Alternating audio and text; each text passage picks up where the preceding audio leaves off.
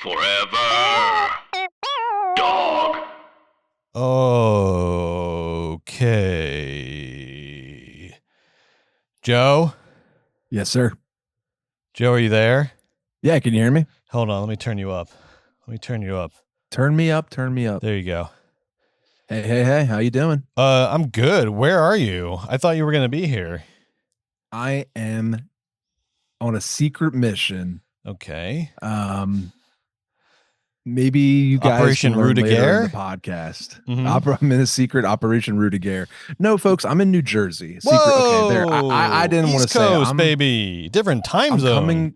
I'm coming to you all the way from New Jersey. Here, I'm in the future. I'm 3 hours ahead. It's 9 p.m. But nothing has changed, Brett. I am ready to talk. What's it like in the about future? Did those some two movies. old fucks just kill each other in that debate, or what's the future like? In the first minute, Yeah. they both pull out guns and take their own lives. It's pretty shocking, actually. It would honestly be a moment of healing for the nation if they just took each other out. That'd be great. We could have like a Kennedy-esque funeral, like give them both like a king's goodbye, and we could all heal and not to give move on. not to give a spoiler, but if they just did like the Bikeriders thing of when people want to challenge Tom Hardy in the Bikeriders, he goes fists or knives. Fist and knives. And then if Biden said guns. Yeah. That's good. Fist and knives. Fists and knives. What was that?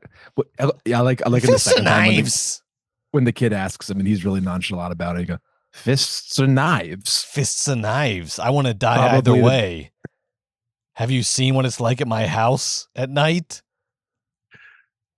Knives? Okay. Knives, great. That sounds quicker. Okay. I'll die by knife. These aren't spoilers. It's the fucking Bikeriders. Well, here's a spoiler. That kid pulls out a gun. Shut up. That's too much. That's a spoiler. Like that's an actual spoiler. Oh, sorry. That's too much of a spoiler. That's an actual spoiler. Whatever. Spoiler That's requires spoiler. Hold on, Brett. Spoiler requires narrative tension to be fulfilled. Yeah. By the end of that's the a good obvious. No, that's a good point. That's a good point. It's not a spoiler. You see it coming from a mile away. Yeah, it doesn't even matter when it happens. Yeah, and we'll get into this more later. Joe, did you see the Nosferatu trailer? Let's stay in the cold. I need cold open energy for like 2 more minutes before I get really turned up. Before I get real turned up for the show. Did you see this Nosferatu trailer? I had an alert on my phone for the Eggers Nosferatu trailer, Brett. What does that even mean? Of course I saw it. That means I was so ready for it. Okay, yeah. Well, they had the day before it was Eggers trailer drops tomorrow, 3 p.m. or whatever. I'll be there. Don't Lego your Eggers. Make sure you're ready for that trailer to drop. What did you think? What did you think of the Eggers Nosferatu trailer? Was it everything you hoped for? Did it make your little A24 heart explode, you little loser? Yes. It was everything that I hoped for. He was doing dark. And I saw a tweet where somebody was putting it with side-by-side comparisons of Coppola's Dracula, which is one of the great fun. One of the great, adaptations of that story, let alone any story. Great, and I felt like maximalist Baroque interpretation of the Dracula exactly. story. And then sort of the criticism inherent in the tweet was, look at how colorful and beautiful Coppola's is versus the dour black and whites of Eggers. And I was like, there's a time and a place for the darkness argument, and this is not it. It's Nosferatu. That trailer is gorgeous. Yeah, it's fucking gorgeous. It looks so good. Yeah. I'm so excited. I mean, first of all, one funny thing about the trailer, a lot of Lily. Bill's Dracula, though, Bill Skarsgård's Dracula, Brett, buried. That's the only worry. Here's the question. Where is he? Does he stink? Yes. Yeah. Is it buried in a funny voice? Yeah. Is it buried in post-production anxieties, or is it buried in an intentional, marketing strategy, or both? Lily Rose Depp just suffered through, and thank you for dealing with my sort of latency here remotely, but Lily Rose Depp just got off the least liked television program of all time, right? The Idol. Yep. The worst reviews ever, and she is featured heavily in this trailer, and she looks excellent. I assume her character's name is Mina, right? Mina Harker. She looks great. Bill Skarsgård, Pennywise himself, playing Dracula, ne'er a peep. Brett, it is worth noting. Here's a word of advice to the marketing team. Pennywise is Nosferatu. That's good. Right? Don't mince words about it. Let's not pretend like these characters exist in different universes. Alexander Skarsgård is the new go-to freak of the week, whatever you need. Pennywise is Nosferatu. Butts in seats weekend 1, no questions asked. That because you know what, you get that way. You get all these Stranger Things losers show up week 1. They get then you get that, like, you get the Stranger Things crowd in on Nosferatu. You get the whole thing. Pennywise is Nosferatu. That's smart. That's just smart. That's just butts in seats marketing right there. That's free butts right there. But Brett, can I say one more thing about the trailer? Please. Not only was I relieved that it just looks dark and excellent and grand, in its way, and very Eggersy, but still looks wonderful. I was thrilled, Brett, to see the rats, because when my Nosferatu, that's Herzog. When my Nosferatu doesn't have rats, yep. Then pass. It has to have the rats. It's such a big part of the Nosferatu thing in my head. Joe, this is so important, because I think when I saw the rats, I was like, oh, I don't think he's remaking the original Nosferatu. I think he's remaking Herzog's Nosferatu, which makes me very fucking excited, because Herzog's Nosferatu has the ultimate rat scene, the rat scene to end all rat scenes. That's the smart move, because they also, like, the thing that no one wants to say, because we're all like, we're all sort of in awe of film history or whatever. The original Nosferatu is not a banger. It's like, it is a very, there's like 3 scenes in it that crush. With Nosferatu's hand on the wall, the shadow on the wall. There's like 3 scenes that crush. Right. He's like in the Demeter, and he comes out. Let's be honest. There's a lot that chest. That part rules. There's a lot you have to slog through in the original Nosferatu. There's a lot of just silent moviness that you have to slog through. It's not Cabinet of Dr. Caligari or Metropolis. It's not at like the, it created German Expressionism. It's not the peak of German Expressionism. There's a lot you got to slog through, whereas Herzog's Nosferatu is fucking peak. That movie is fantastic. So if Eggers is taking more cues from Herzog than from Murnau, we're in good shape. I like where we're at. That might be that. I don't know if I should have said that on the program. That almost felt like a basement take, which is our after show on Patreon, but we'll tell you more about that later. Why don't we get to the show, Joe? What do you think? Can't wait. This week on Movies, baby! Vroom, vroom, vroom! We're reviewing new releases, The Bikeriders, Kinds of Kindness, and The Exorcism, plus a new segment. Maybe. Stay tuned. Joe, are you ready? You know it. Oh, then Margot, roll that theme song. There it is. Oh, yes. Will Joe be synced up in Jersey Shore? We'll find out. I can't get enough movies, baby. I can't get enough movies, baby. But how about you? Do you have it bad too?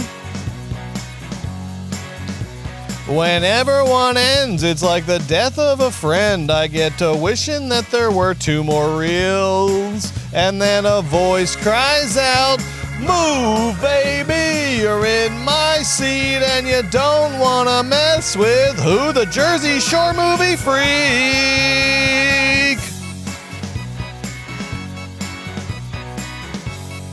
I can't get enough movies, baby. I can't get enough movies, baby. Hey, how about you? Yes. Oh, I got it bad. He's got too. it bad I too. Hope I'm on beat. You're not. Every night of the year, yes, like yes. The moon I appear. Hell yeah. Like all the movie theaters all over town. Cut to black. Roll credits. I'm lost in a fog. I need someone to talk to. Georgia movie dog.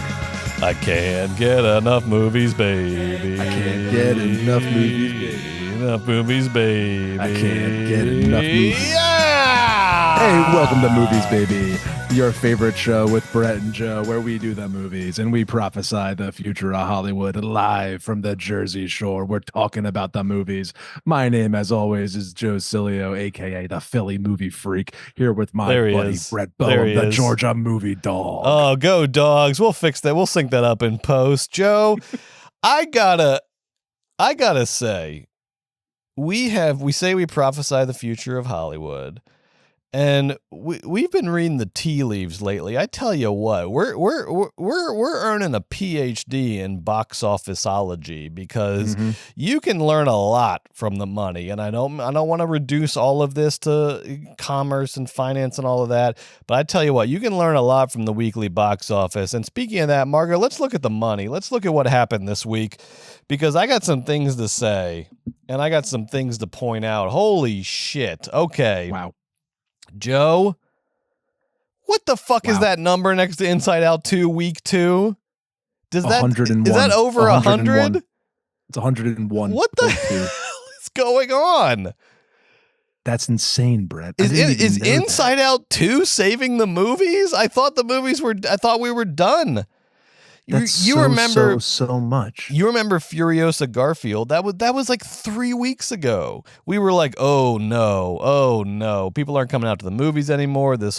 We might have missed it. This is all done, gone for. Nope. It all goes in cycles, baby. It all goes in cycles. I'm just shocked. I'm shocked that Inside Out 2 is doing this well. We knew it was going to be big. I didn't know it was going to be this big.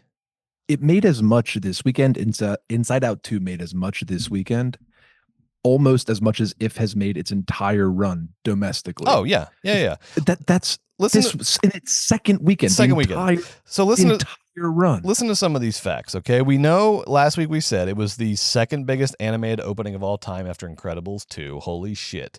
Then weekend 2, it somehow eclipses weekend 1. This was the biggest second weekend for an animated movie ever, beating last year's Super Mario Brothers movie by, I think, like 10-15 million. This is the biggest second weekend ever for an animated movie, ever. And the drop was only a 35% drop off from week 1. That is better. 35% drop off is better than Avengers Endgame and Force Awakens. What? Yes. Avengers Endgame had a 59% drop off. Force Awakens had a 40% drop off. This had significantly less of a drop off than Force Awakens and Avengers Endgame. That's fucking crazy. Now, a big thing there's a couple reasons here. Number one, we all needed like a big fucking unifying Pixar kids movie that the adults could go to, the kids could go to, everybody could go to. We were in need of it, in desperate need of it. The other thing that has been pointed out as a cause, and at first I was like, no, we're just looking for reasons. But then I was like, maybe. People are saying a big reason behind this was the weather, because you had this combination of a massive heat wave and like a lot of rain and inclement weather. So every inch of this country, every inch from the Pacific Northwest to the Southwest, to the South, to the Northeast, to New England, every part of this country either had like a heat wave or like crazy rain and inclement weather last weekend. And so people are pointing to that as a reason why everyone decided like, hey, let's go to the movies, either for the air conditioning or because we can't go outside right now. And so it was. I hope that's true, because with our climate future, maybe movies is the best business to be in, Brett. Guys, maybe this climate disaster isn't such a bad thing. Maybe the climate disaster will save the movies.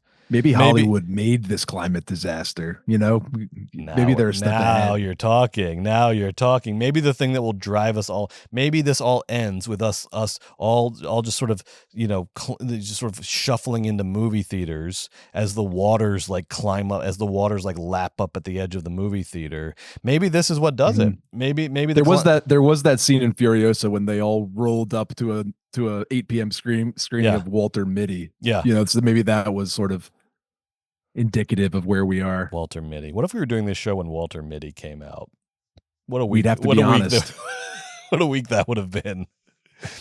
So, look, it's gonna have, and look, we're not done. Okay, this is like the Inside Out 2 is staking a claim for like a historically big run. It's gonna have another big weekend this weekend with the holiday. It will. I'm gonna say easily beat this week's 2 new releases, Quiet Place Day 1 and Horizon. Quiet Place Day 1 is predicted is trending towards like 40 plus. Horizon, it's getting good reviews. Yeah, people. Joe, I'm sorry to break this to you. Horizon, which I know you're very excited about. People are worried that Horizon's not going to break double digits this weekend. Is double digits the like word, like $80? It's not going to make 10. No, it's not going to make like 10 million. It's going to have like smaller than Bikeriders opening. Is the word. That's see. Bad news for me. That's much worse news for Kevin Costner. Really bad news for Kevin Costner, who mortgaged his entire life, literally mortgaged his house and figuratively mortgaged his entire life and family to make Horizons Chapter 1. I'll be there. Look, maybe Chapter 2 will have a big opening. I don't know. But Chapter 1 is not trending towards a big opening. Maybe don't alienate your Yellowstone. Maybe save the announcement that you're not coming back for Yellowstone until after Horizon opens. I don't know. Just a thought. I honestly don't care what happens to you. But Inside Out 2 is going to have another huge week. It's already the biggest movie of the year after 2 weeks. It already eclipsed Dune. I didn't know it was going to I knew it was going to happen. Wow. I didn't know it was going to happen this soon. It's already the biggest movie of the year. It's going to stay number 1 for another week, and then the week after it'll get dethroned by Despicable Me 4. My prediction is Despicable Me 4 is going to be the biggest movie of the year, but I don't know at this point.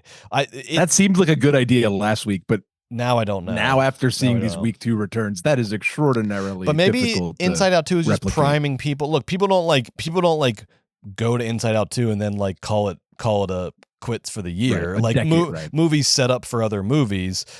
So I think maybe Inside Out 2, this big release, is going to help Despicable Me 4. I think people are going to be like, wow, that worked out great. We got 2 hours in the air conditioning where the kids weren't driving us crazy. More of that, please. And then here comes Despicable Me 4. So I think Despicable Me 4 is going to still end up to be the biggest movie of the year, but we'll see. Let's look at Margaret, if we can bring that back up for a second, because there's a couple other things I want to point out. This was a very, very interesting week, and there's a lot of ongoing trends we've been talking about. So Bikeriders was the biggest new release of the week. It made 10 million domestic, another 4 million in international markets for 14 million total, off of a like $30 to $40 million budget. This is being considered a success in the industry. It's being considered that it overperformed. This is a good sign, and it's continuing the trend of this sort of mid-market indie revival that we've seen this year, where some of the most profitable movies have been Challengers, Civil War, and people are now adding Bikeriders to that list. It's not going to be quite as lucrative as those or as big as those, but it's still going to make its money back. It's a wide release art house movie, and so for that, for a wide release art house movie to do 10 million opening weekend domestic is pretty good. And this is also a success story for independent production companies, because Bikeriders was originally supposed to be released by 20th Century last year, but then got dropped from their calendar because of the strikes and this and that. And then Focus Features picked it up on the cheap, and now they're cashing in on it, which is the same thing that we saw happen with Monkey Man, where Netflix dropped it, and then Jordan Peele's Monkey Paw plus Universal picked it up and cashed in on that on the cheap as well. So we've got some interesting trends here where these sort of mid-market indies are doing really well this year, which is fantastic for the movies. It's really good. Like, under $30 million budgets, you put a lot of money into the marketing, and then they're making it back. So this is a really good sign. I hope that means we're going to get more of those type of movies, even though I did not like Challenger, Civil War, or, as you're going to find out, the Bikeriders. But guess what? It don't matter. I don't have to like a movie to like the trend that movie represents. More, please. Even if I don't like the individual movies, more of those type of movies, please. Another thing going on that we saw with Thelma this week, which is this like very indie June Squibb starring release, is Magnolia Pictures, which released Thelma. seems to be picking up on the sort of trend that Neon and IFC are riding, which we saw Neon and IFC both had their biggest releases ever this year. And so Magnolia put a lot of marketing dollars into a June Squibb-led indie. I mean, this is unbelievable. And I love it. I support it. But let's look at the facts relative to the way the movie industry usually works. June Squibb is in her 90s. She's in her 90s. She is leading a movie. It is a underdog indie, and Magnolia took this movie seriously. They gave it a real budget. They gave it a real marketing budget. And it made Margaret, if we can see those results again, I think it made like 2 or 3 million this weekend. Yeah, there it is, like right under. Look at it's right under the Exorcism. Yeah, it did 1,000 less screens, and it did as much as the Exorcism. So I love this. Magnolia is following the cues of Neon, IFC. These indie companies are seeing an opportunity here, and I fucking love it. They are seeing a future for themselves where a lot of the, big studios are kind of floundering in terms of how to make like big movies. And meanwhile, the independent companies are really sort of seeing this opportunity arise where they can put more money into their releases and get a bigger return from them. So I love it. Kinds of Kindness, which we'll talk about, had a massive per screen. Look at this per screen, Joe. This was the biggest per screen of the year. Kinds of Kindness. My theater was look at this. Bumping. Look, the per 5 screens. The per screen was $75,000. 75 per screen. That's insane. That's the biggest per screen of the year, bigger than any of the massive studio releases. So Kinds of Kindness did good for him. Massive per screen. With like, I mean, not a huge marketing. It was like selective marketing. Yeah. Just like we were talking about how on Challengers, the picture of Josh and Mike, kissing Zendaya was an entire marketing thing. Emma Stone dancing. Better. The Emma Stone dancing. Emma Stone dancing was the marketing. It just hit a level of viral. And I don't know about your theater, but when that part happened in the movie, everybody was so excited because they were waiting for that song and that dance. Oh, and cool. Were they still? That was the whole. They were still there. That's all. They were still awake at that point. They were still awake when she started dancing. Because as I will tell you, all right, I'm gonna go ahead and tease it now, Joe. Yeah, there was a My Kinds, and to be fair, I saw Kinds of Kindness. I saw a 10 o'clock screening of a 3-hour movie, so it's too long. So up in the air. There was a guy at My Kinds of Kindness screening that fell asleep at the hour mark, and started snoring, and I'm not kidding you. He slept and snored for the final 2 hours of the movie. I watched the last 2 hours of Kinds of Kindness with this in the background. No. Nobody nudged him awake. I kind of loved it. I was envious. I wish I had fallen asleep in that movie. And you really didn't like it that much. I think my dreams would have been more interesting than the movie. Look, we're going to talk about this. This is going to be the theme of tonight for me. Is that I want more Bikeriders. I want more Kinds of Kindness. I want more of these type of movies. I like the trends that they're representing financially in the industry. I thought both movies sucked, but we'll talk about it later. Okay, great. One more financial trend I want to look at. Real quick. Look at this, Joe. This is going to blow your mind. Look at what we see at number 13, okay? Our indie movie we talked about. I Saw the TV Glow. Look at that plus. Look at that fucking plus. Do you see that? Do you see that? They put it on 45 less screens, yes, but it made 225% more dollars week over week. Its 8th week running. Now, why was this? Is it because of the VOD release? So gave it a juice? Yeah. I looked it up. No one's talking about this. So I think we have the exclusive take on this. I'm going to tell you exactly what is happening with this I Saw the TV Glow. Like, what are we talking about? Weeks 5, 6 resurgence that it had? 8. Week 8. This less screens, it's almost out of theaters, and then had this massive resurgence of interest and money for live screenings. Here's what's happening, and this is a message to all the fucking streamers and to Hollywood, okay? theatrical releases and streaming is a symbiotic relationship. It is not at odds with each other, okay? Because here's what happened with I Saw the TV Glow, and here's why it made this extra bonus fucking $1 million in week 8, is because I Saw the TV Glow came out on VOD recently, right? And then what happened? I saw it happen in real time. On social media, suddenly there's this resurgence of interest in I Saw the TV Glow because people that did not watch it in theaters are now watching on video on demand. And suddenly there is this second wave of I Saw the TV Glow people being like, oh, this movie's great. It does this. It's so unique. It's such an interesting vision, blah, like, et cetera, et cetera. And it doesn't matter if you agree with that or not. Joe and I both thought the movie was like a little underwhelming. It doesn't fucking matter, okay? This is an incredible director with an incredible vision, Jane Schoenbrun, who needs to make a lot more movies. And so what happened is this resurgence of interest, word of mouth interest that came through the VOD release, then cycled back into a theatrical audience, that people are seeing this on social and they're looking at what's out in theaters and like, oh, this movie's still in theaters. I'll go see it in theaters. And so it has this resurgence of interest in theaters that's driven by the VOD release via social. Streaming VOD and theatrical releases, symbiotic, not at odds with each other. We need to stop thinking that these things are at odds with each other, that somehow a theatrical release is going to diminish Netflix subscribers or something like that. It's fucking insane. And it just keeps getting disproven and disproven over and over by concrete metrics that we see. That the number one reason for that I Saw the TV Glow resurgence is because the VOD release incited this re-interest in the movie, and it was still, if it had, like, imagine if they did what Netflix does and the movie was not in theaters when this resurgence happened, you just threw away $1 million for a movie that has that whose budget is nothing, right? You just burned $1 million if that movie's still not in theaters. But because that movie is still in theaters, you made a fucking $1 million out of thin air, out of fucking thin air.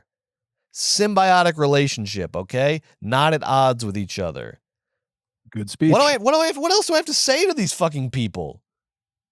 I don't know, Brett. Maybe I should have their job. What's going on here? Maybe you will. Who knows what the future holds? Maybe you will. Joe, can I talk about Inside Out 2 for a second?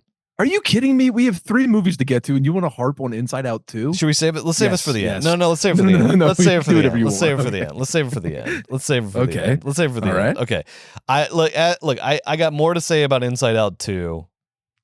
I said a lot last week. I got a lot of blowback. Let's save it for the end. Let's save it for the end. All right, we'll save it for the end. Okay. Look, we'll zip through these 3 stinkers, okay? No, I'm kidding. Let's start with Bikeriders, the biggest new release of the week. Jeff Nichols' Indio tour is used to working on very micro budgets. He has worked closely with Michael Shannon, who has a part in Bikeriders. He made movies like Shotgun Stories, Take Shelter, which is amazing, Mud with Matthew McConaughey, which I love, Midnight Special, really underrated indie. Last year, Loving, got Academy Award nominations. I think that's what sort of put him in a position to take this step up. Did you know that Jeff Nichols? Here's some things before we get into the movie itself, because this is a classic case of I love the trends that this movie represents, whereas not liking the movie that itself that much. But let's quickly talk about sort of the trends around the movie. Do you know that Nichols was supposed to direct Quiet Place Day One, and he dropped out to direct Bikeriders? I did not. Isn't that crazy? Time will tell. I fucking love it. I love it though. I love it. Tomorrow we'll know if that was a good idea or not. It will turn out to be a good, regardless of what Quiet Place Day One does. Bikeriders has already been sort of acknowledged as like a successful indie. And so like regardless of how Quiet Place Day One does, I think he won the wager, but I love it anyway. I love that he dropped out of Quiet Place Day One like a paycheck movie. He's like, I'm not going to do Krasinski's trilogy. I love this fucking photo book from the 60s, all about motorcycle riders. And I'm going to do that. I'm going to do another passion project, but I have enough cachet to get a budget, to get a cast, to get fucking Austin Butler, the hottest guy on the planet, to be in it. I love that he bet on himself. I love that he bet on an indie. I did not enjoy the movie, which we'll talk about, but that doesn't matter because I like the trends that it represents, and I hope that this, the Jeff Nichols trajectory continues unabated after this. Joe, tell me what you thought about Bikeriders. No, yes, and we want Jeff to succeed, but we're rooting for let's you, talk about Jeff. Bikeriders. So here's what happened. Brett's right. Jeff Nichols, Southern auteur, R. Faulkner, he found this photo book of these 60s and 70s biker collective, a bike group, and he found those pictures to be very human, and he wanted to tell those stories, which I think is awesome because, Brett, one of my favorite subgenres of movies is biker movies. In fact, me and some of our buddies, I was just talking about a couple of weeks ago how I'd love to see, we were kind of getting hyped for Bikeriders, talking about how we hope this inspires some sort of return to biker movies and all of the cool things about them. So what I'm saying is this is well-trod territory in cinema, not in a bad way, but there's a tradition of bike movies in America, and this is our most recent entry in that tradition. So there's so much to build upon. So you expect it to be good. So what is this movie sort of focus on? It sort of follows the first hour is sort of the rise of these biker groups and sort of the communities they come from, the working class communities in the Midwest that Jeff is focusing on. And then in the second hour, it focuses on the decline of these biker groups as people come back from Vietnam and the culture shifts and these groups get co-opted by different factions and turn into gangs, and how violence is almost inevitable in these cultures. And that's what the narrative arc of the picture has. That's what the movie wants to do. That almost sounds like the press release, though. Does it actually do any of that? I think it does those things. It just doesn't do them with any narrative thrust. So just to kind of step back 1 second. So this, just so if folks don't know, this movie has 3 leads. It has Jodie Comer from Killing Eve play the Midwest narrator. Marge Gunderson mob wife is what she's doing. She's doing like Fargo meets mob wife. So Mike Feist from West Side Story and Challengers is interviewing Jodie Comer, is the frame narrative, and Judy is telling about the boys and the bikes.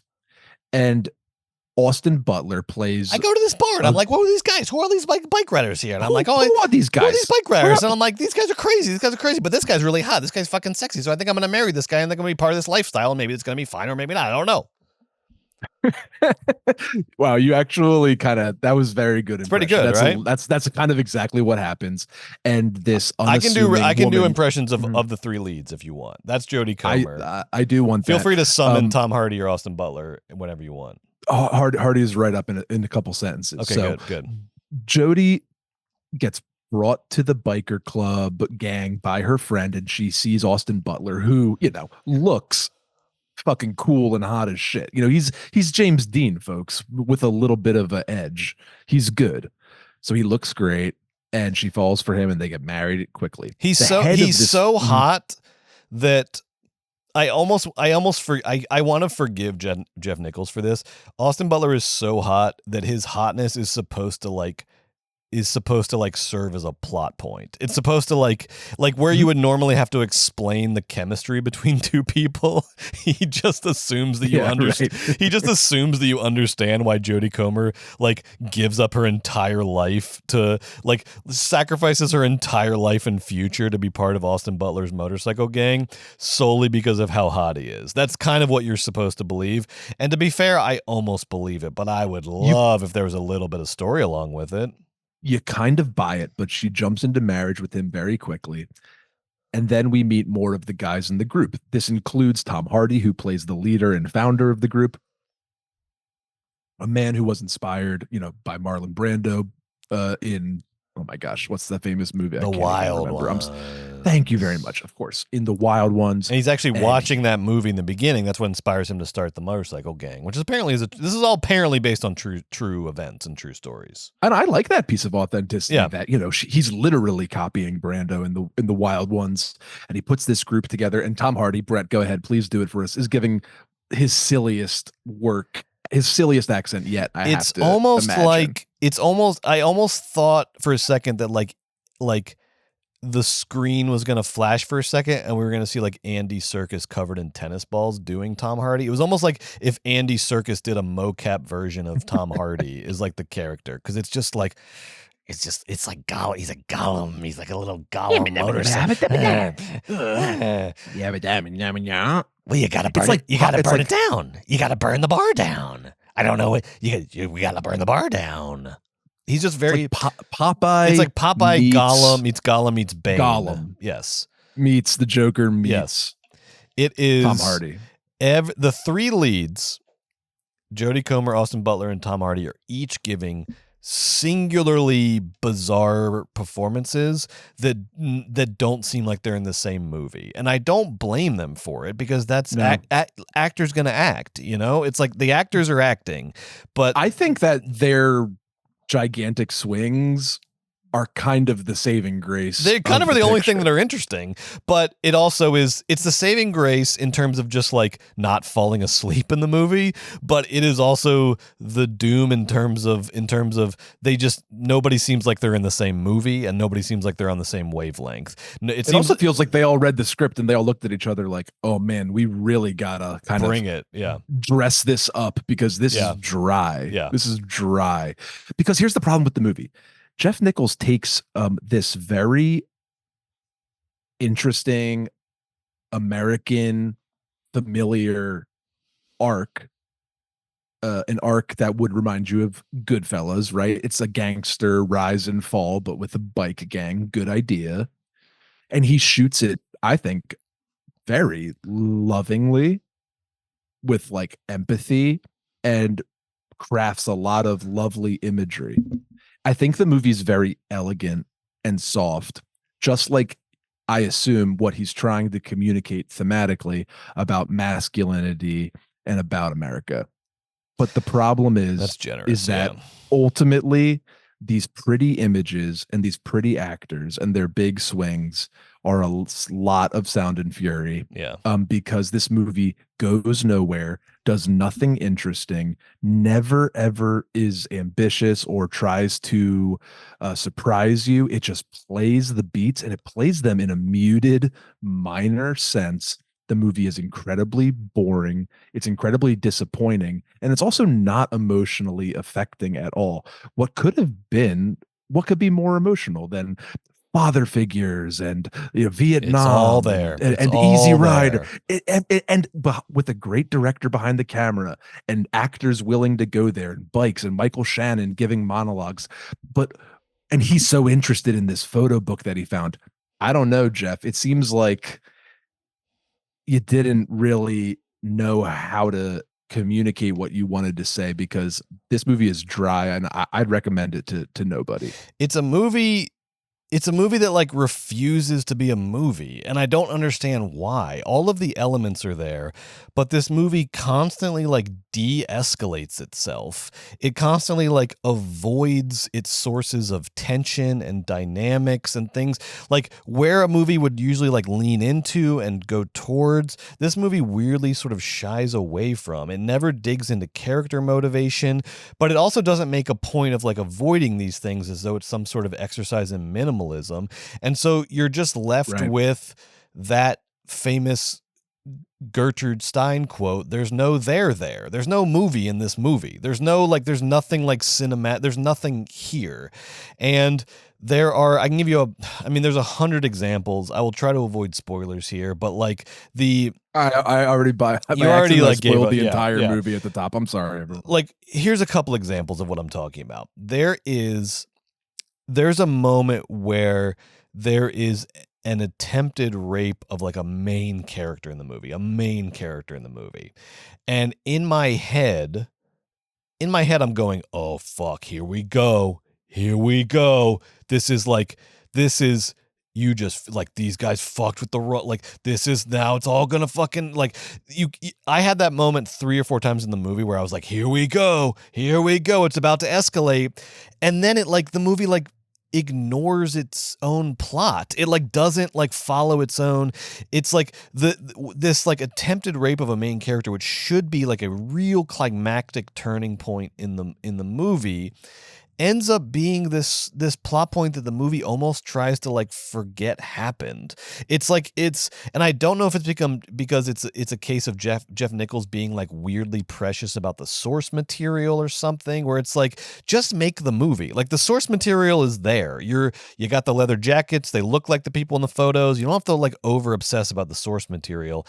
I don't know if that's what it is, but for whatever reason, this movie constantly avoided its own plot in a way. There were moments where like and it thinks it's doing so admirably. It thinks it's doing so interestingly, so that we all walk away and are like, oh, it was supposed to not really matter because it didn't really matter. But it did not play that card either. But that is just like a fake. That's just like a fake Yeah. thought that you should have. That's not how it feels at all when you're watching it. And to the people who I saw a couple people online saying this movie was like had like queer themes and this and that. This is every fucking movie has fucking queer. This is a bigger issue now, which is like, this is 2024. Okay, we are not in the Douglas Sirk era of filmmaking. Yeah, okay, right. If you have queer themes, have queer themes. Okay, we don't need to be in this fucking like world where we're like, oh, there's like a slight homoeroticism. Like you can these like, boys are friends. Yeah, if you want to have queer themes, have queer themes. This movie does not have queer themes. Okay, if you want to like read deep into it, you might find them. That's everything. But it's 2024. This movie can be queer if it wanted to, and it didn't want to. So you don't have to like. Men. You do not like. That is such a like audience bailing out the filmmaker kind of thing, where it's like you're trying to find stuff that's not there. And again, this is not like, you're not Douglas Sirk or George Cukor trying to like not get blacklisted. Like if you want to have queer themes in the movie, do it. And this movie doesn't, so it shouldn't get credit for it. But guess what? It should have, because it's right there. Yeah. It's right there, and the movie doesn't do it, so it doesn't get credit for not doing it. Right? Like what you're responding to is the fact that it's like there and it's latent, but don't give the movie credit for not making the implicit explicit, because it's 2024. We don't have to play that fucking game anymore. But so, Brett, it's not even implicit. That's just such a reach. That's such a fucking That's just such a bailout. Like Austin Butler's eyes are big and the boys enjoy each other's company does not a queer film make. I'm sorry, folks. Thank you. But my point is there were multiple varieties of like a love triangle that were like right there at the edge of the movie that could have, and look, this is one example, I'm talking off the top of my head, but that's like a love triangle is like one thing that could have really sort of given this movie like a dramatic engine, and weirdly the movie like avoids it, and it's like right there. Another example. It's a total bummer. Oh, sorry, Brett, go ahead. Well, this is another weird one, and like I Googled this relentlessly to make sure I wasn't missing anything. All right, Joe. So halfway through the movie, this guy from California shows up called Sonny, and it's played by Norman Reedus, and he looks amazing. He looks crazy, and he's from a California biker gang, and he shows up in the Midwest. This is a Midwest biker gang, the Vandals, which is based on actual biker gang, the Outlaws Motorcycle Club, which is like the first motorcycle club in America that the Hells Angels and everything else came from. So this guy named Sonny shows up, and he's like, I'm from a new California biker gang, and I came here because I heard that there's this guy here that ran away from our club to join your club, and I came here to track him down and fuck him up. You remember this scene? Yes. And in my head immediately, I go, based on the name and the way he looked, I was like, oh shit, this is Sonny Barger, the guy that founded the Hells Angels. Here we fucking go. And again, it's another moment. This happened 3 or 4 times where I'm like, here we fucking go. We got some fucking tension in this movie. It's going to be Hells Angels versus the Vandals. And now we got the fucking Act 2 go. And I was so excited. And then a second later, this Sonny guy was like, I'm just kidding. And then like the scene like diffuses. And I was like, oh, you like actually were kidding? Like that's not Like you didn't come here to like fuck this guy up, and so you're just here to like hang out, and then he's just there to sort of hang out, and then at the very end of the movie when they do the Animal House flash forward where it was like this guy became this and this guy did this, they were like Sonny, and then like Funny Sonny, they call him Funny Sonny, was used to like promote Easy Rider, and like he has some like throwaway flash forward, and I was like, so that's not Sonny Barger? Like what? It was just another example of like, so what the fuck is this guy doing in this movie? Like I thought, I'm trying. I'm trying to like make this movie work in my head. I'm on your side. Why do you refuse to do anything that's like cinematic or heightened or interesting or like it's just like it's weird. Why isn't that Sonny Barger? And why don't we have a conflict between the Hells Angels and the fucking Vale? I don't care if it didn't actually happen. This is a fucking movie. It's a puzzle, and it's not like so weird. It settled into my body and mind as the week went on. I saw this 7 days ago. It's not like I like was driving and it flitted through my head again, and the images all coalesced to make some point. It really was just kind of a miss. And Brett's right that it just had so many avenues to take advantage of, whether it manifests in love or violence or some sort of conflict, but the movie chose none of those things. Yes. And Brett, the real bad news for you is this is on your fantasy draft. Oh, fuck. I drafted this movie. That's the bad news. This movie. I thought it was a great draft pick. I mean, I thought it was all the pieces. I honestly thought it was like, because it was like my round 3 pick. I thought I had just picked up Giannis in late. Like I thought I just had like a late round, like absolute fucking banger pick. I thought I had really done good work here, but joke's on me, pie on my face. So for new listeners, just to throw it out there, at the beginning of this year, Brett and I drafted out of all the movies coming out. We each picked our draft teams. We went back and forth picking movies that we think that we were going to love. We're going to rate them out of 10. We have to be honest. We're going to add up all the points at the end of the year and see who wins the 2024 fantasy draft. Brett chose the Bikeriders. Now, let's get a score update. All right, so right now, it is I have 16 points off of Monkey Man and I Saw the TV Glow, 16 out of a total 20. And then you have 14 point you have 14.5 out of a total 20 off of Civil War and Furiosa. So it's 16 to 14.5. My third movie has come up to be rated, Bikeriders. Joe, I'm giving this a 2 out of 5. This is a 2 out of 5 for me. This was not a good movie. Brett, I gave this one a 2.5. A 2.5. Thank you for the mercy. Thank you for that extra 0.5. So it's not mercy, Brett. That's honesty. That's honesty. 2.5 out of 5. We're honest. Yeah. So that's a 4.5 total. So that gives you a real opening here, because that puts me up at 20.5 for 3 movies, and you're at 14.5 for 2 movies. So this gives you a real opening. You've got, I believe next week we're going to review Janet Planet, the Annie Baker directed Janet Planet. I think that's the plan. Joe, here's why you're in a good position. I could not be more primed for just a fucking heartbreaking indie right now. You know what I mean? Like it's been too much of these bloated, bigger budget things. I am primed and ready for Janet Planet. I think you're in a good position to catch up on Janet Planet and maybe eclipse me after 3 movies total on each side. Man. Oh, fuck Bikeriders. What happened? You know what? All right, I'm going to sum up Bikeriders this and then we'll move on. There is a pull quote they are using in the trailer. And I looked this up because I was like, I had this thought while I was watching the movie. I was like, yeah, it's not easy to be Scorsese. It's harder than it looks. He makes it look easy. He makes Goodfellas look easy. It's not that easy. And then I saw this pull quote in the trailer from IndieWire, the reliable IndieWire, that said that this is Goodfellas on Harley Davidsons. And I was like, IndieWire, fuck off. No, it's not. It wants to be that. But Joe, here we go. Okay. So fucking Bikeriders. They put Goodfellas on Harley Davidsons in the trailer. I went up and I Googled it. I found the review. Okay. And the review literally says, Bikeriders is Goodfellas on Harley Davidsons, ... until it stalls out. There you go. They put that in the fucking trailer. That's wild. That's some like Michael Bay fucking hijinks there. And honestly, good for you. I like the only good thing about Bikeriders is that like indie movies are like starting to figure it out. They're starting to like play dirty, play the tricks, play the angles. I love it, but like let's keep the movies good. How about we do both? What do you say? Brett, what do we say? Do the tricks, play the angles. The movie stars the world's biggest movie star, Tom Hardy, Judy Comer, and it's about bikes. You know, it's a yep. This movie is such a miss. I am it's so a miss. sad it's a that miss, it was guys. such a miss.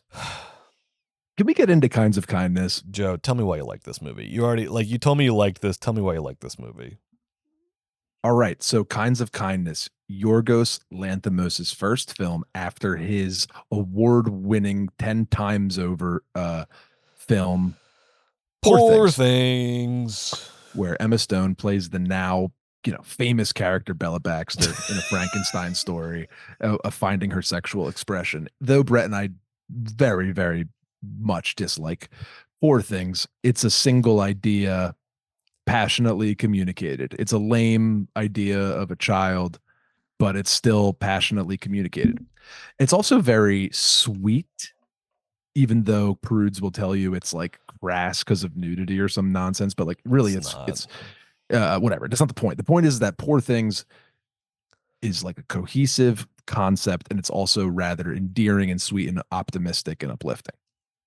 Kinds of Kindness is sort of the reaction to that. It's sort of the Yorgos going, no, I'm not a nice guy that cares about female sexual liberation. I'm a kooky, crazy guy. I'm fucked up. Remember Dogtooth? How weird that fucking shit was? Now, how about this? I'm gonna make a weirdest movie you ever seen. It's so what this movie is it's 3 movies that have a same cast: Jesse Plemons, Emma Stone, Willem Dafoe, and others, Hung Chow, etc.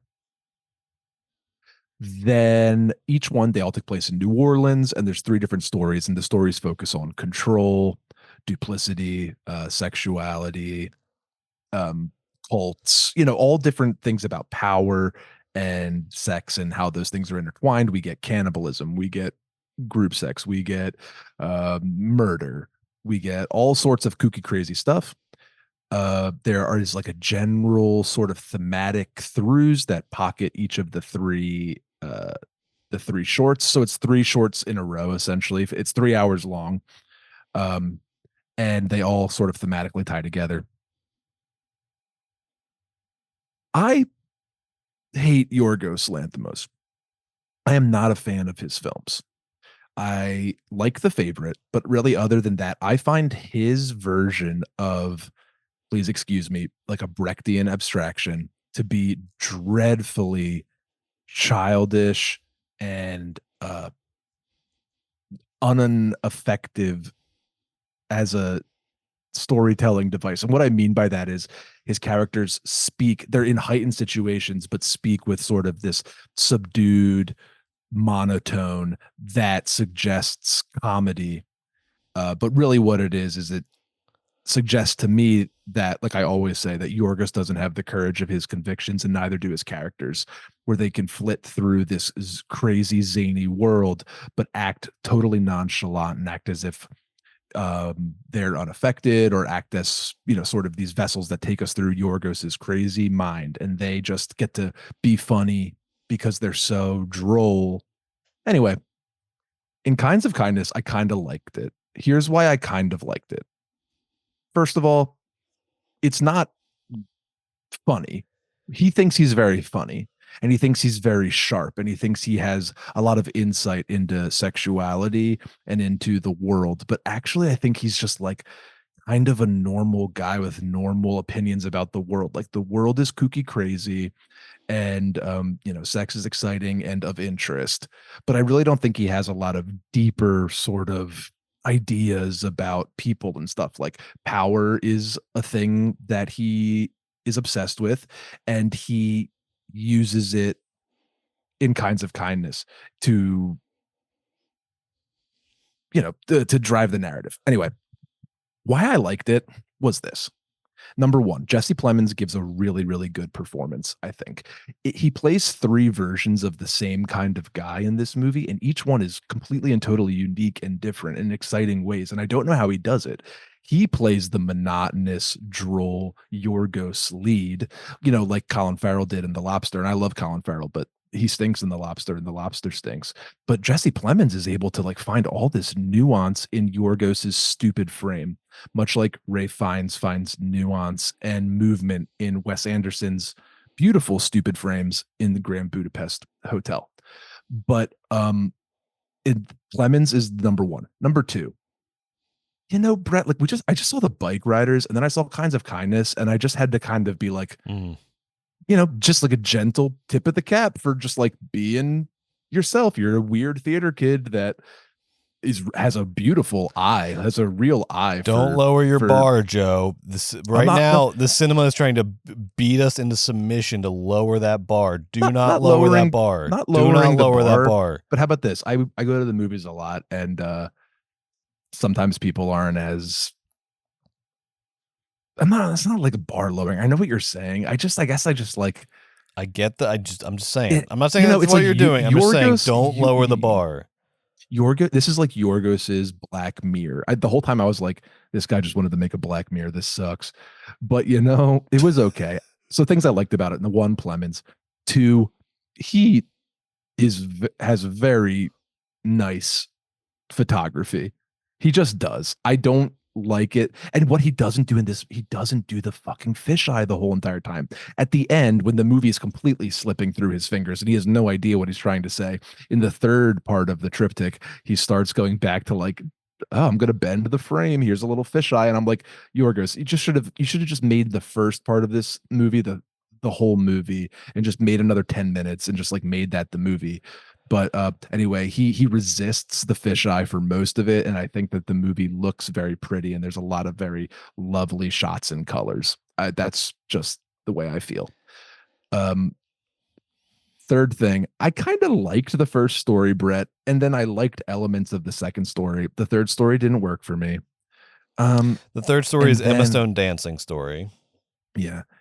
And then the final thing I liked about Kinds of Kindness is the Eurythmics song. But that's not really. Okay. He doesn't really get credit for that. He doesn't get credit but for it is a good song. It's a good song. When it played, I was like, oh yeah, okay, time to watch a movie. Yeah, when it played over the opening credits, I was like, I was like, all right, I'm here. I'm ready to go. What do you got? I'm trying to be nice. Why are you trying to be nice? This guy is massively successful. You can punch up. I'm trying to be honest. Is what I'm trying to do, because I can't just come in here and start my the screed same as always, because I was watching a minor work. I sort of took minor offense to the gratingness of his sort of comedy and of his mind. I'm excited to hear you didn't like it. I'm not saying this is a good movie or a great movie, but I am saying that I liked it, and I hated parts of it. I think he is such a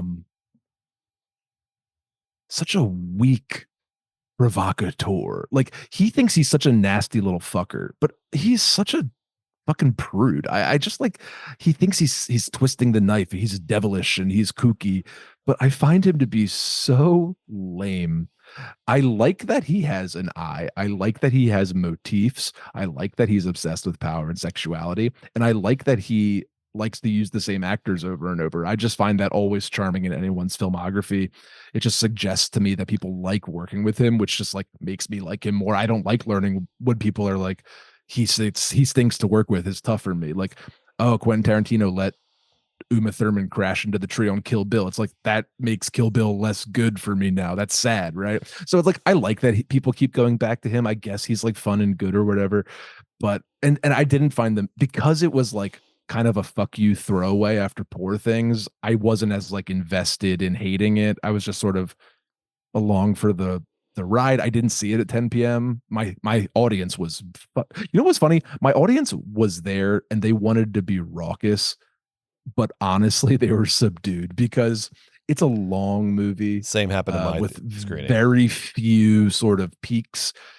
But I really think that Plemons was so good in this movie, Brett. I like the colors. I like the photography.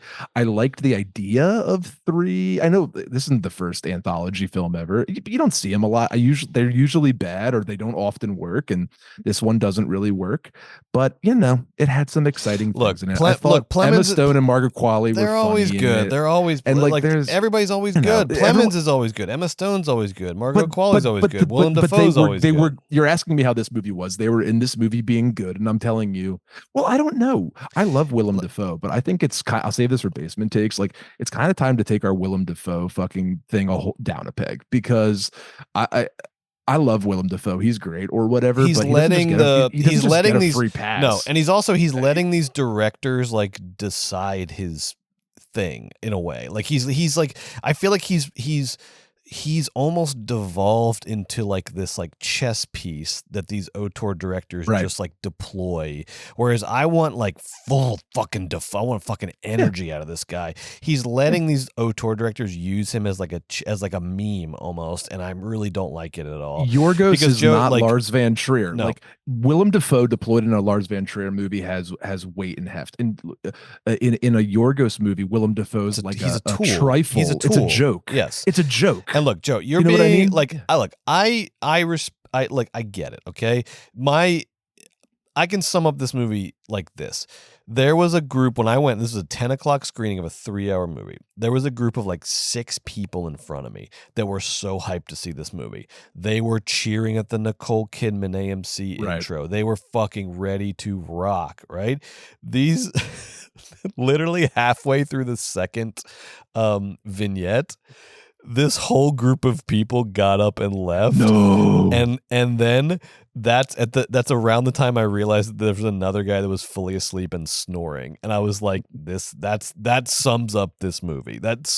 Like, there was no reason to make and release this movie. Like, you're an artist, you're a director, you have infinite ideas. You need to select which ideas actually get into, like, which ideas become movies. This was such a fuck around, and I'm really like, I want my money back. It's that kind of movie. It's like, I didn't get value out of this experience. I'm glad y'all had a little fuck around, and I'm glad you and Emma continued whatever the fuck your relationship is, but this was not a real movie. And Joe, this is not like I get your angle on it. I understand your angle on it, but I have to say, this movie even more than Poor Things exposes Yorgos as ultimately kind of a fraud and kind of a moron operating in a register that he is not capable of capitalizing on. This is like such poor man's theater of the absurd. I can't even explain. This is like, what if Harold Pinter got like hit in the head by a piano? This is like, what if Edward Albee published his like Apple Notes app as a play?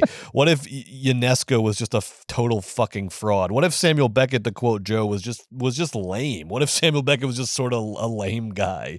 It is such like he honestly thinks he thinks he's UNESCO. It's not. You're 100% right. Like, dude, he is not. Like, he much really much like Jeff Nichols found out he was not Martin Scorsese, Yorgos needs to be told that he is not Samuel Beckett or Harold Pinter. This is such bargain basement nothing theater of the absurd. Like, it's just like it's like the like toothless fanboy version of theater of the absurd. It is like, it's because the thing that like he doesn't understand is that like theater of the absurd still depends on the interplay between specificity and abstraction. That you like Yorgos to me sees theater of the absurd as this like refuge where he can do nothing but then get credit for doing something, where he can he can constantly avoid getting to any sort of point, but get credit because like, oh, isn't it fun to see Emma drive the fast car? Yeah, it's fun to see Emma drive the fast car. What's the point of this 3-hour fucking movie, Yorgos? There's no fucking point. It's not like it's like theater of the absurd still requires nuance and precision and detail. It's not this like this place where you can constantly evade making a movie. And there was a lot of commonalities between Kinds of Kindness and Bikeriders. To me, it felt like two auteurs that were avoiding making a movie for 2 hours and 3 hours, respectively. And I'm kind of sick of it. Like, both these movies, I sort of wanted my money back at the same time that I encourage both these guys to keep making movies. But these were just such big, like flailing fails in a way. Like, there was just nothing fucking there. And I cannot do this, like, this dialogue he does where it's like, it's so like theater of the absurdity, but like, I hate it, but Brett. like without any like abstraction. panache to it, where it's just like, I will have a double whiskey. Is a double, so a double whiskey is the drink you're ordering. Yes, a double whiskey is what I will be ordering, and now I will be drinking it, and that's what I will be doing. It's like that. It's like, shut the fuck up with this shit. It's nothing. That's nothing. That's nothing. Like, you don't get credit for that being something, because that's nothing. He's like a con man. It's like, it's at this point, it's like, is Yorgos like but look, I love The Favorite. I love Dogtooth. He can do the damn thing, but this movie is a fucking con. It is a con. This movie is very a like epilogue to poor things. It's very like, it's just a little trifle after the. Well, it's the literally, meal. it's like, it's dessert. Here's the thing. Look, and this is more of a basement take, but I'm going to put it on the main show. I don't know what the fuck you and Emma Stone or Emily Stone have going on. Like, I don't know. And I just don't care. It's not our business, but it's starting to like bleed into the movies now. Like, did you see this thing about how this whole movie originated because she sent him that like she took a phone video of her doing the dance in the Bella Baxter outfit. And that's how we got the idea for this movie. And I'm just like, all of that would be fine if there was a movie here, but am I just like paying for you and Emma Stone to have this sort of like mutual masturbation abstract like fuck fest where you don't fuck ever? Like, what is that? What is your relationship and why do I have to care about it? Make a fucking movie or don't. It's the abstraction of theater. That was a basement take. That should not have gone on the main. That felt too much. Yeah, Yorgos is my least favorite. Sort of. He's a fraud. Director. He's not funny. He's not and there. It doesn't have a lot to say, unfortunately. And if you go back, like he came out of what things is like Hillary Clinton wrote a movie about like feminist sexual awakening. It stinks. And in Kinds of Kindness, he says, "No, I'm not Hillary Clinton. I'm actually Trump, and now I'm crazy. I'm man. bad. See? I'm so. Don't forget about me. Bad. I'm crazy. Man. I'm so bad. You're not crazy, man. I'll show a shot of a dog hanging from a noose. I don't give a shit. Yeah. Well, guess what? I don't give a shit about your movies anymore. I liked some of the shots very much. That's all. Sure. And then additionally, I'll say it again. If I was programming a Plemons retrospective, I would program this Plemons movie. crushes. Excellent. It's honestly excellent. It's almost vindicated by like cracking open a new chapter to the Plemons story. That's the only thing that justifies this movie is Plemons Plemons found like a new angle and a new trick. So good. And that is because it's almost like it's like the character he played in Breaking Bad, but instead of like doing the sort of like innocence of it all, like he's like evil but he's innocent of it. It's Todd. Like he's he leans into the evil of it all. He's like more like, give us like, can we get like Plemons serial killer movie next or something maybe? Like the only thing that makes this movie worthwhile is if next we get like the Plemons serial killer movie or something like that, where Plemons does like American Psycho or his version in of the it. next one. Oh right, because he already announced his next movie because this guy just like is always making movies. Emma's a CEO. Yeah, it was $75,000 per screen. He gets to make another one. Great, congratulations! I'm so happy for you. Emma in plays my like screening. a CEO. Hey, guess what happened? Guess what happened on one of those screens? Half the audience walked out, and the guy fully fell asleep. Like fell asleep to an extent I've never seen in a movie theater before. Was snoring for I am not exaggerating. You like 2 hours. This guy was snoring for the second 2 hours of the movie. Snoring. Sometimes like the music would pick up and I was like, did he stop snoring? And then it would get quiet again. I was like, no, he's still fully snoring. He's actually snoring louder than he was before. The first 80 minutes of the movie is okay. And then it gets worse and worse and worse the whole entire time. And it really ends with a fucking nothing thud where you are left scratching fraudulence. That's kinds of kindness. Class action lawsuit levels of fraudulence. I'm going to get together with the other people that made this movie 75 K per screen. We're going to do a class action lawsuit. We're coming for your ass, Yorgos. It was probably his like third best movie. I think it was his third best movie. Go watch. He comes out of the Greek weird wave. Go watch other Greek weird wave. It's great stuff. He's the like fraud who made it big out of like, it's the classic thing where you have this like, so how it always goes, authentic film movement, local film movement, and then the one guy who's willing to who sucks, like makes it big. That's who Yorgos is. Yeah, that's Yorgos. Let's talk about this. I've been wanting to talk about the Exorcism. Let's talk about the Exorcism. Can I give you some background on this? Yeah, take me away. All right, because I don't know if you're anything like Joe and I, when you found out that Russell Crowe, who last year performed in the Pope's Exorcist, which is, I think, Joe, you gave it the award of make 100 of these was the award you gave to the Pope's Exorcist. I love Pope's Exorcist. It's such a silly, awesome horror movie. Make 100 of them. So please. Last year, Russell Crowe made came out with the Pope's Exorcist, and then we then found out that he had a new movie coming out called The Exorcism. And then when we found out that the two movies were in no way related, that Russell Crowe was doing back-to-back exorcism movies that had no correlation to each other, I don't know if I've ever been more excited in my life, for a kind of film event. That Russell Crowe is at the point in his career where he can do two exorcism movies that have no correlation to each other. It's not the same franchise. It's not a sequel. There's no relationship. And we're asking ourselves, like, did he forget that he did like the other one? Like, is this like intentional somehow or like unintentional? What's going on here? So it's this movie, to me, was less of a movie and more of like a hilarious puzzle that I had to solve as to what happened here. Now here's what I think happened, Joe. Can I give you my theory on this? Take me away. Because I was very disappointed very early on. I specifically did not read anything about The Exorcism. I didn't watch any trailers. I didn't want to know anything about it. I was very disappointed to find out within the first like 5-10 minutes that this is not like a fun horror movie. This is like somebody's like meta horror passion project thing. And I was like, oh, fuck. That's not what I wanted. I wanted Russell Crowe to do like two genre movies back to back that were both about I completely exorcism, agree. And that's not what this was. So here's what's going on with The Exorcism. It was directed by a guy named Joshua Miller. And Joshua Miller is the son. He's a little frickin' Nepo baby. He is the son of the guy who played of Jason Miller, who played the priest in The Exorcist, who played the father, the main before Max von Sydow shows up. He's the original like priest in The Exorcist. So this is the son of that guy. Right.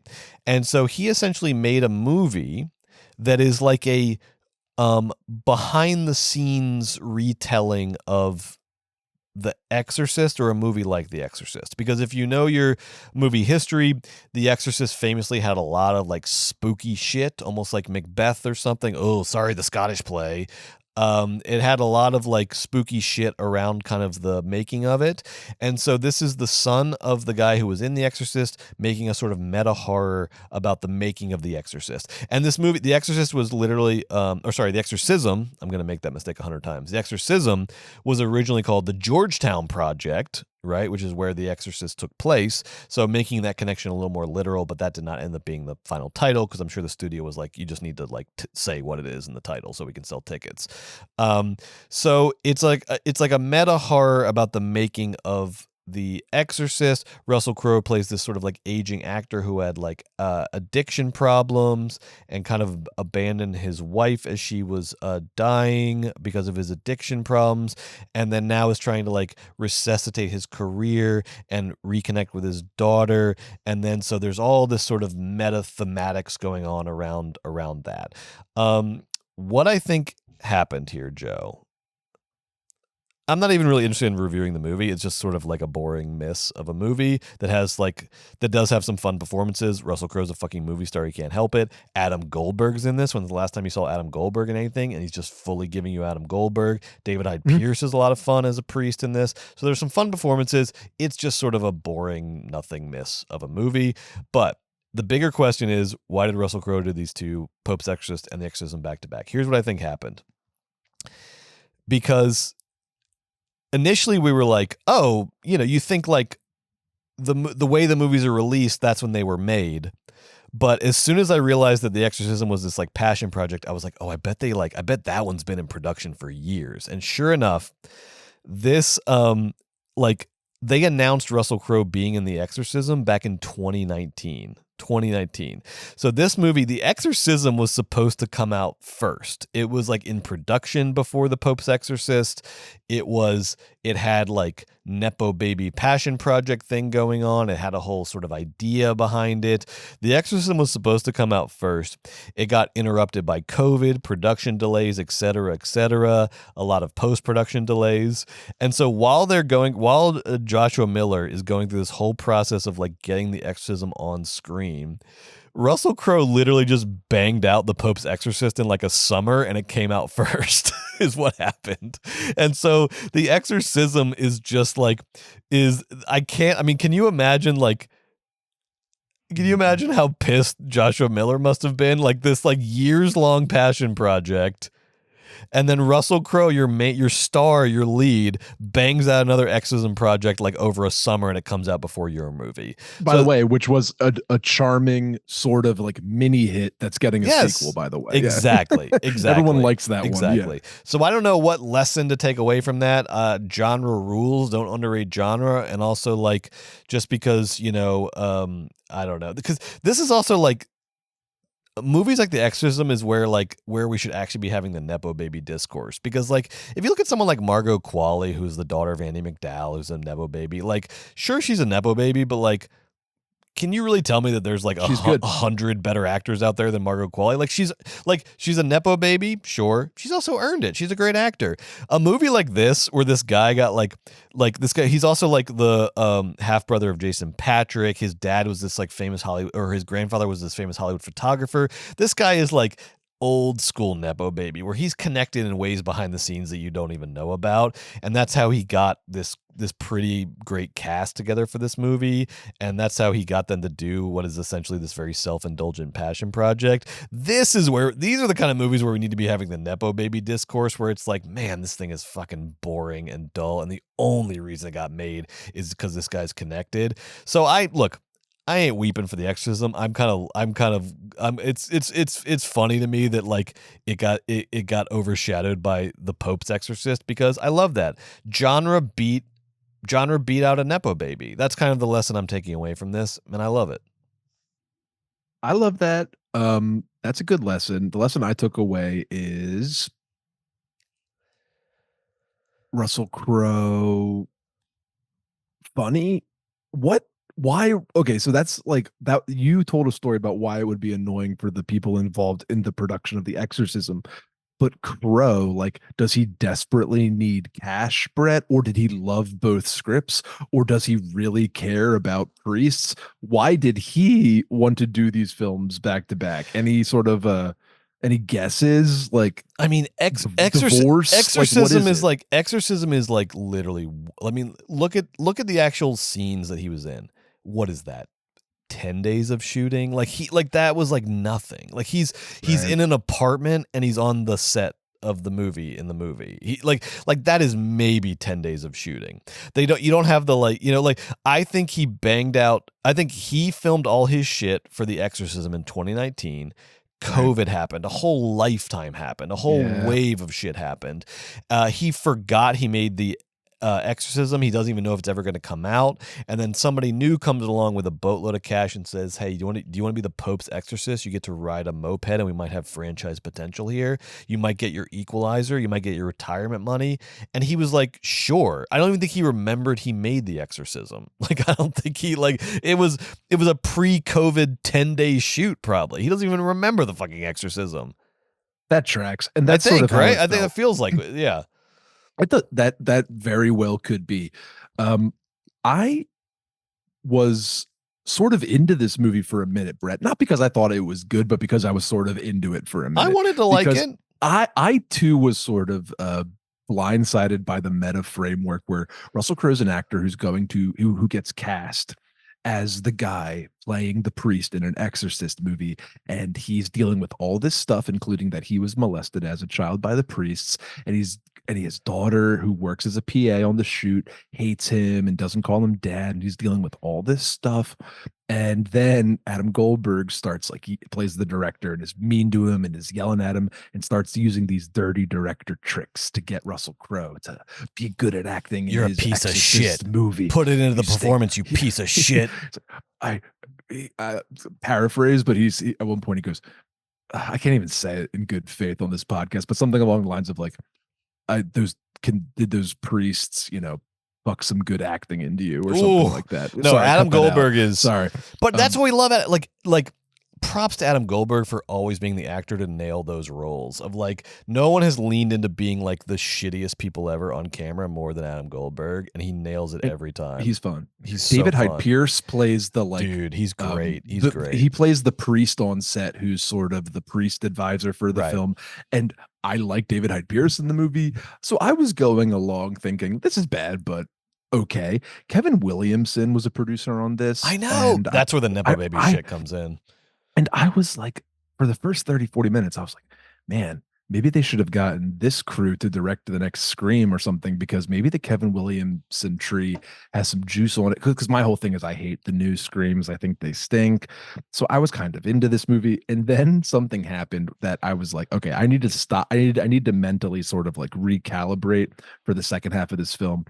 There was one part of Brett, I forget what the circumstance was, but a character is walking through darkness but they're holding like a giant Fresnel light instead of like a flashlight to like light the scene. And I was like, this is brazen. This wouldn't even be in a student film. He's so brazenly holding a giant Fresnel light to light his face for this scene instead of appropriately sort of making this realistic. And I just said, okay, this is getting a little too silly for me, kind of bad. It's a jump scare palooza. It's meta horror. It's the jump scares are edited so poorly, though. I was like confused. Yeah, the jump really scares bad. are either edited like the jump scare like the jump scares almost happen too quickly in a way where you don't even like react because you're just like, oh okay, like, or there's like a weird delay before the jump scare that like telegraphs it so much it's not a jump scare. Like, this guy doesn't know how to edit a horror movie. It's just like it's formally bad. It's just like it's like the script is bad, the editing is bad. But you do have these incredible performances throughout it, which is why I think this is like Exhibit A in terms of Nepo Baby shit is like this guy did not deserve. This guy does not have the chops to have this cast. Basically, is what I took away from it. It's a bad movie with some great actors in it. The guy from Avatar. What's this guy's name? Sam Worthington. Sam Worthington's in this movie. Joe, Sam Worthington. And I just gave it away there, but Sam Worthington, who plays like a pretty like significant character, he's like one of the main actors in the movie. And I checked this later on IMDb. Do you know what his character's name is in this movie? No. In IMDb? Joe. There's no last name. There's no like, and it's not like he's a mysterious person. Like, he is a character that should have a full name, and his name is just Joe. And that, like, there's this weird like carelessness, but it also feels like a passion project. I don't know what this movie was, but I do know that I want to see more. Here's what I will say. Russell Crowe. See more what? Russell Crowe is not anything to do with this movie.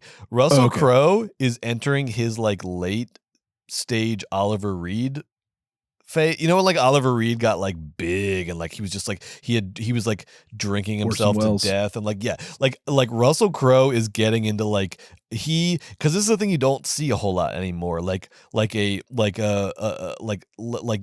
period Orson Welles, late period Oliver Reed, Russell Crowe. Jean Depardieu. Yes, Russell Crowe is there physically, and like the face, the instrument, the tool is still there. Like give this man some fucking roles for that kind of a actor.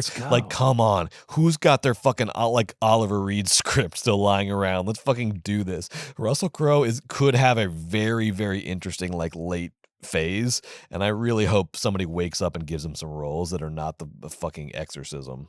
How old do you think Russell Crowe is? That's a good question. I think like 58. Yeah, I think he has about 15 to 20 more years of movies in him, Brett. Russell Crowe's 60. I almost nailed it. He's 60. Yeah, yep. I think we could have some amazing Crowe in the next decade. Now is the time. Because I'll tell you what, you have it or you don't. Doesn't matter how shitty the script is. It doesn't matter what his lines are. It doesn't matter how it's shot. The second that guy turns around and you get the first close-up of that face, that is a fucking movie star. That is a like fucking movie star. That is like so much comes out of that face. So much comes out of it. That is a movie star, and now he's like, give that guy some roles. Give that guy some roles. And actually, you know what? Oliver Reed, what Oliver Reed's last movie was, ironically enough, for this conversation? The Insider. Gladiator. He drunk himself to death on the set of Gladiator. Famous story. Is that true? That's absolutely true. It's absolutely true. Wow. I think they actually had to like cancel some of his like scenes because he literally. You're kidding? No, he drunk himself to death in a bar in like, I don't know, fucking Corsica or somewhere. No, read it. It's amazing. He literally like Brett. That's how you want to go. That's how I want to die. Is on the set of Gladiator 2.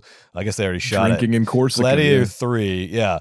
No, there's some crazy story, and look, we're not like, it's a disease and he died of it. I'm not trying to like, glamorize it, but these old stories are incredible at the same time. You have to acknowledge it. There's it's something about how he literally challenged like sailors to a drinking contest on the set of Gladiator and like drank them all under the table to some insane extent, but like went too far and then just like and died. So that's not good, right? I know, but that is awesome. But where's the line? Awesome. How do we ride the line here? How do I tell you between guys saying that this is like not good, but what a story? That rules. And it's Oliver fucking Reed. Some people, that's how they live. They fucking flame out. I don't know what to tell you. I'm sorry, but that unfortunately is very cool. All right. I'm not saying do it. All right. I'm just saying like it happened, and guess what? Now the story is good. I need to talk about Inside Out 2 again. On the main show. Yeah. I mean, is this basement takes, do you think? I don't know what you're going to say, but I think we've put on a great show here, and I think Basement Takes needs juice. And all right, I don't know, but I'll let you decide because I'm not even there. I'm in Jersey. You're in Jersey. All right. Let me do. I planned this for the main feed. I also then do it. Okay. All right. So look, this will be the last thing, and then we'll go to Basement Takes if you're on the Patreon. Last week, I was very hard on Inside Out 2. Okay. I called it a helicopter parents manifesto. I said, keep your smug secondhand therapy speak away from the kids. I said this movie is going to give kids anxiety, not help them deal with it. And to be fair, I said that on Basement Takes, our Patreon only after show. But then Carson leaked it to the general public. Good job, Carson. You're a fucking star. And boy, oh boy, Joe, did you see this? Did you see the blowback I got on TikTok and Instagram? Did you see I don't know if you ever the torches they came. The freaking I felt like Frankenstein's monster, these people coming with their torches. Ever gotten as much engagement? Like you were Brett. You got hundreds of comments. The vitriol. Hundreds of comments. The vitriol I got. You were a bad guy. I was like a unifying bad guy for like a certain type of audience online. I was like a unifying. They were like rallying around me. There was literally one comment where a person used the pronoun we, and they were like we, and I was like, oh, you all think of yourselves as like a collective that's like coming for me. This is like I've like unified a group of people here. That's how vitriolic it got. So are you here to apologize? Okay, all right. So here's the thing. The Pixar adults were not happy with me. They let me have it. I get it. I understand it. I read all the comments. I thought a lot about this. I listened. I reflected. And I'd like to publicly and formally here on the main show now, on Movies Baby, with all of my heart, I would like to introduce a new segment called the Double Down. Margot, play that theme song. Double down, double double double down, double down, double double double down, double down, double double double down, double down, double double double down. Just sing along. Double down, double double double down, double down, double double double down, double down, double double double down, double double double double double double down. First, a definition. When I say Pixar adults, I don't mean adults who like Pixar. Sorry, Joe, do you have a question? No, I'm so sorry. Please go on. My apologies. When I say Pixar adults, first of all, because I want to be absolutely clear about this, because oh my God, they got so in the weeds on TikTok with this shit. When I say Pixar adults, I do not mean adults who like Pixar movies. I'm an adult who likes some Pixar movies. There's a lot of great Pixar movies. Ratatouille is a fucking masterpiece. Coco is incredible. That scene where the guy who's dead in the afterlife gets sung away to the other afterlife where he disappears. You know what I'm talking about, Joe. That scene makes me fucking cry every time. There's several Pixar movies I like. And when Pixar is at their best, they nail this impossible tightrope walk where they are making a kids movie with kids movie tropes, but they are lacing in these adult themes in such a way that it's like, it's the best when they nail it because like I can like Pixar is the only type of movie that I can literally like watch with Sandy and we're like both on the same, like we're both enjoying it at the same level, you know, maybe for different reasons, but we're both, it's like movies that you can share with kids. It's such a fucking blessing. Right. I love when Pixar nails it. I love it. But when you walk a tightrope, eventually you're going to fall. Sometimes you're going to fall. It's a freaking tightrope. You can't be perfect all the time. And when Pixar goes wrong, and I'm talking artistically, not financially, because we know how well Inside Out 2 did. It saved the freaking movies, blah, blah, blah.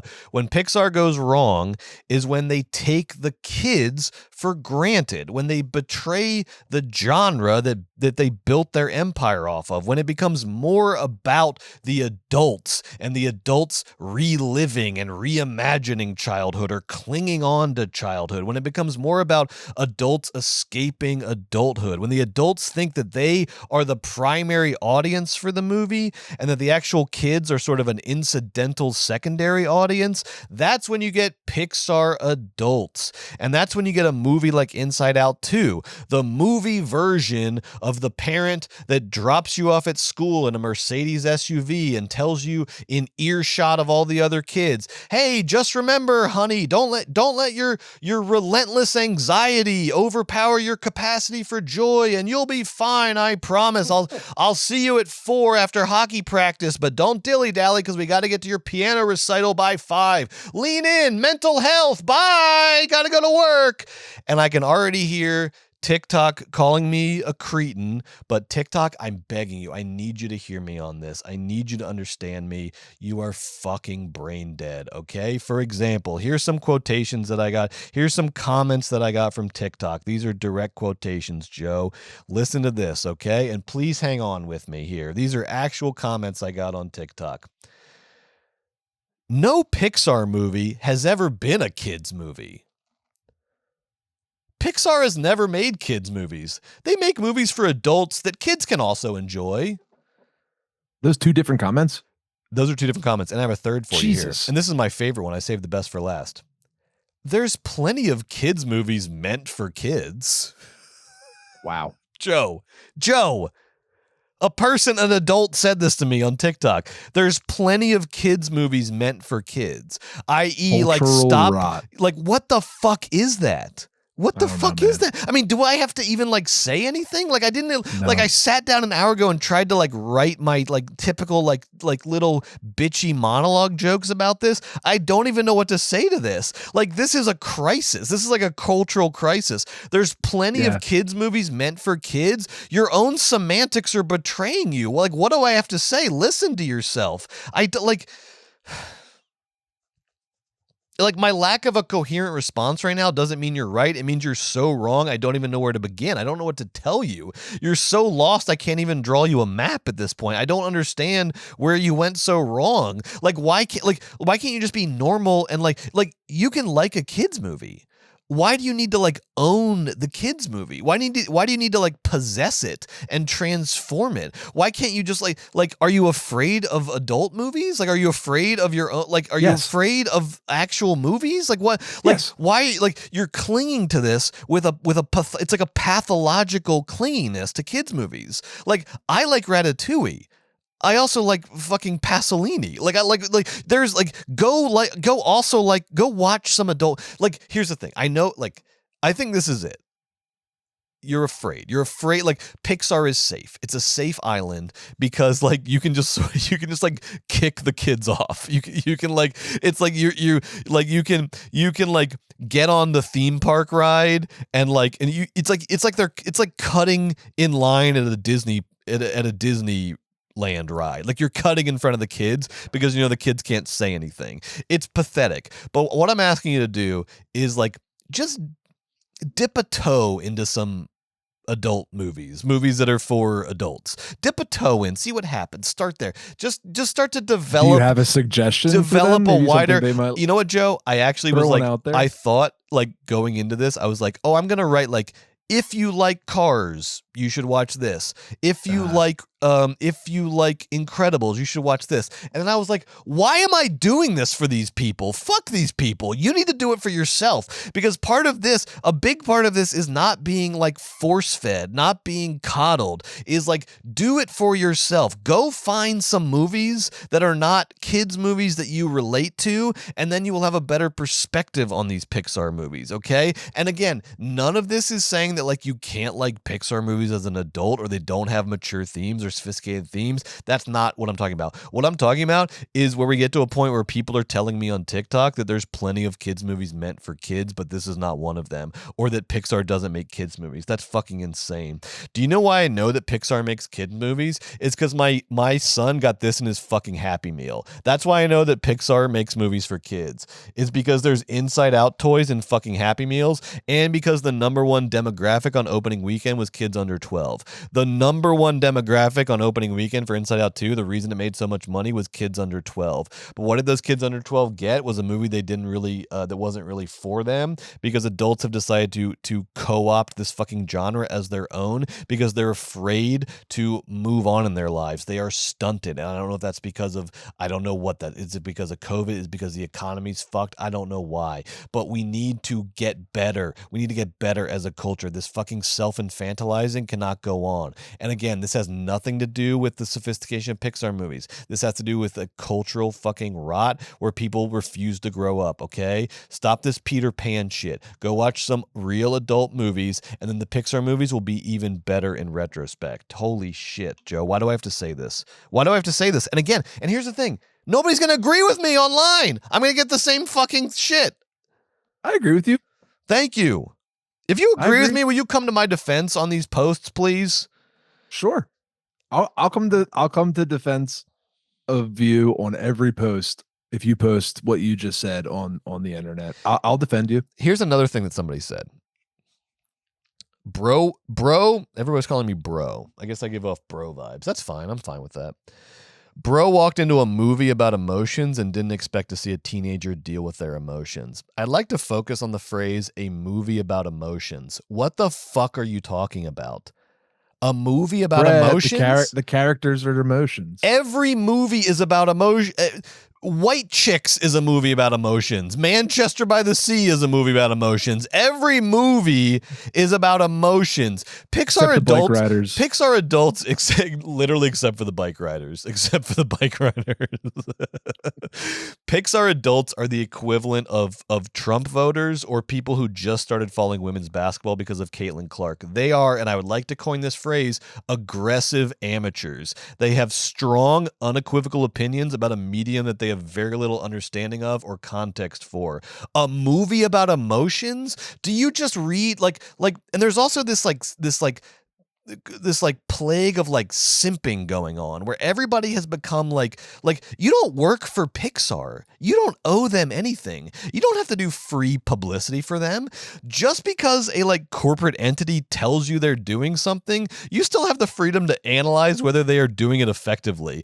Everyone is just saying this is a movie about emotions because that's what the movie tells you it's about. Maybe it's a movie about emotions that doesn't really present emotions effectively. Maybe it's a movie about emotions that fails in its mission to be a movie about emotions. Like, all of these things can be true. You don't have to just mimic or parrot the fucking press release or the fucking log line of the movie. You're free to evaluate whether it does it well or not.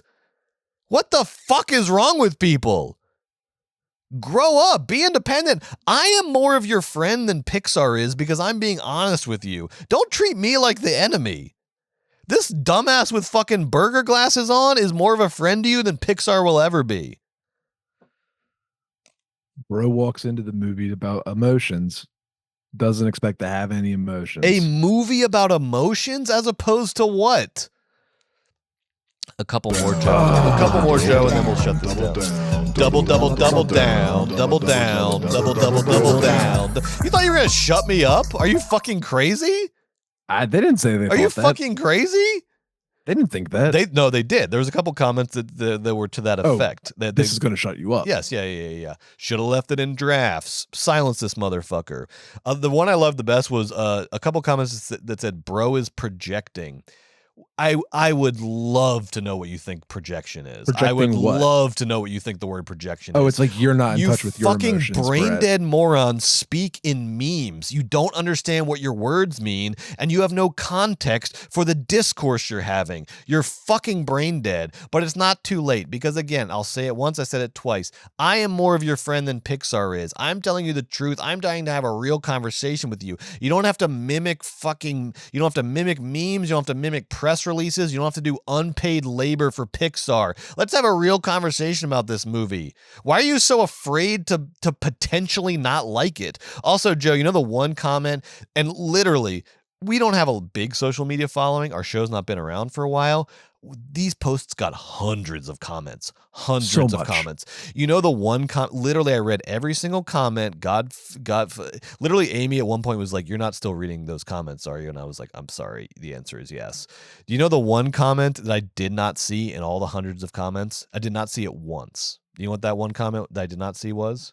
I agree. I wasn't trying to be funny. Okay. I did. I had a couple Movies Baby loyalists come to my defense. Okay, nice. Right, the one comment I did not see was, "Hey, you know what? My kid actually really liked this movie.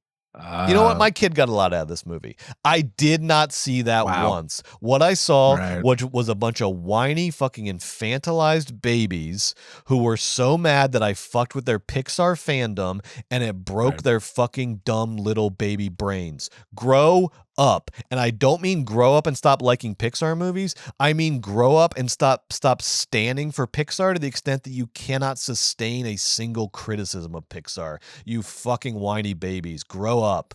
And that's the double down.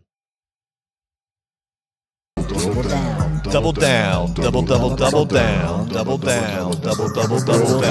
Double down. I think that's an episode. I think that's an episode. I mean, Double Down, The Exorcism, box office. It's all there, man. Fantasy draft. Here's another thing somebody said to me. So you're saying children don't have emotions to understand and deal with? Oh, my God. All right. Well, everybody, you can find us. Good news for you. I'm not remotely saying that. On patreon.com/moviesbaby. God forbid we teach children about emotions. 5 Ys. That's patreon.com/moviesbaby with 5 Ys. Separate comment. God forbid Disney tries to explain emotions to kids. You can find our show. My favorite kind of movie, the explaining kind. You can see our exclusive after show for Movies Baby, Basement Takes, where we really spill the gosh darn movie tea. You thought this was hot. Wait till you get the Basement Takes tonight. We let it all hang out on Basement Takes. Come check us out there only on Patreon every Thursday night. And you can see our other amazing show for video game lovers, for video game heads out there on Fridays. We're streaming live with Hot Dog and Gamer Boys. Play the movies, folks. We're having so much fun on Fridays on Hot Dog and Gamer Boys. That is so much fun. Twitch, watch it live on Twitch. Anybody can watch it, or video replay exclusively on Patreon. It's all happening on the Patreon. And if you're on Patreon, hang around for Basement Takes in just about 10 minutes here. And then, next week, Joe, next week. It's our big 4th of July spectacular. We have 3 bangers, or 3 things worth talking about. We'll see how much of bangers. Quiet Place Day One. Day One. Kevin Costner's the movie that ruined his life, Horizon, American Saga Chapter 1, and Andy Baker's directorial debut in film. Obviously, a legendary playwright in film, Janet Planet. And next week, we are going to be live on Wednesday night, because Thursday is July 4th. So we'll be live same time on Wednesday night, 6 p.m. on YouTube, and then the episodes will come out on Thursday instead of Friday next week. Well, I can't wait. I'll see you there, and I'll see you. I'll see you in 10 minutes for Basement Takes, baby. At the Basement Takes. Bye.